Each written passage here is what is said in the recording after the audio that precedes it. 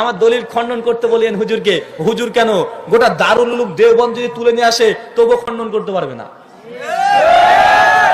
একদম ওপেন, গোটা দারুল উলুম দেওবন্দের যত শাইখুল হাদিস আছে তুলে নিয়ে আসুক, এর দলিল খণ্ডন করা সম্ভব না। হানাফিদের সাথে বাহাস করবে, দরকার হলে দারুল উলুম দেওবন্দকে তুলে নিয়ে এসো।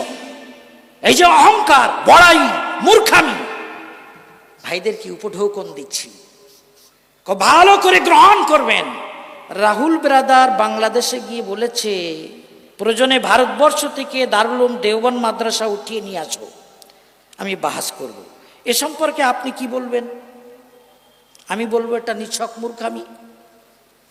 আরবিতে একটা প্রবাদ আছে, আল ইনসান নাসু আদাউন লিমা জাহিলু।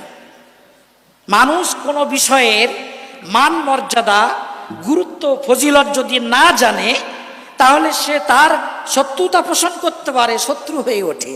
দারুল উলুম দেওবন্দ কি? ভারতবর্ষের হানাফিরা কারা? যদি জানতে বুঝতে চান তাহলে আমাদের আহলে হাদিস ভাইদের, যিনি কি বলবো, একটি কিতাবে তারা লিখেছেন যে ইমাম আবু হানিফার বংশ নাসিরউদ্দিন আলবানির মতন মুহাদ্দিস পয়দা হয়নি।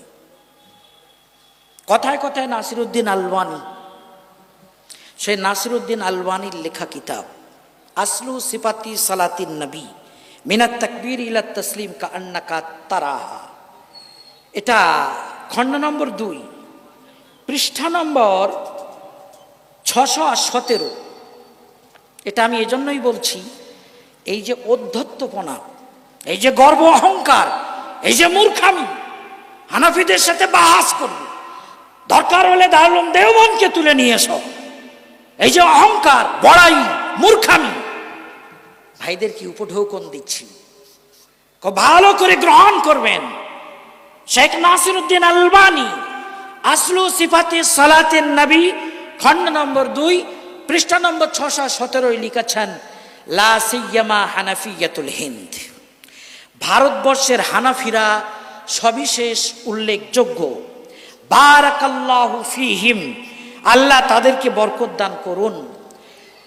বললেন ফাইন্নাহুম আকসারুল মুসলিমিন আল ইয়াউমা ইলমান ওয়া আমালান বিসুন্নাহ, কেননা ভারতবর্ষের মুসলমানেরা আজকের এ যুগে মুসলমানদের মধ্যে ইলমের দিক দিয়ে এবং সুন্নতের উপরে আমল করার দিক দিয়ে সবার চেয়ে এগিয়ে আছে। বলেন সুবহানাল্লাহ।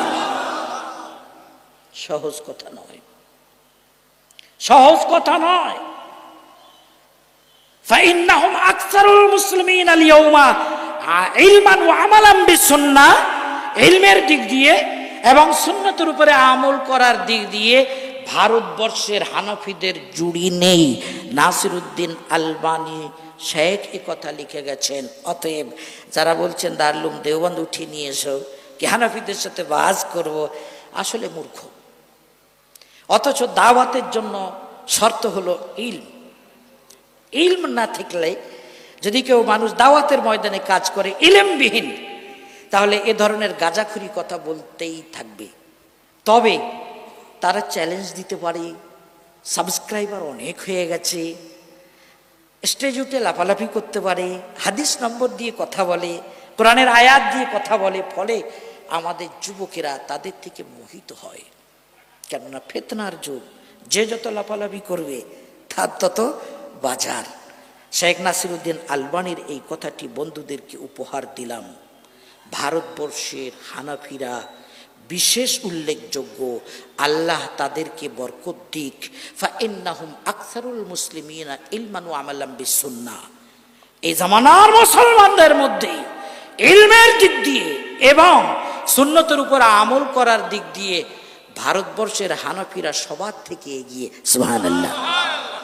আসলে শেখ নাসিরউদ্দিন আলবানী আল্লামা আনোয়ার শাহ কাশ্মীরি রহমাতুল্লাহ আলাইহির কিতাব পড়েছেন, ইমাম আব্দুল হাই লখনবী রহমাতুল্লাহ আলাইহির কিতাব পড়েছেন, খলিল আহমদ সাহারানপুরি রহমাতুল্লাহ আলাইহির বাজলুল মাজহুদ পড়েছেন। হানাফিয়াতুল হিন্দ, ভারতবর্ষের হানাফিদের এ সমস্ত কিতাব পড়ার পর এটা বলতে বাধ্য হয়েছেন।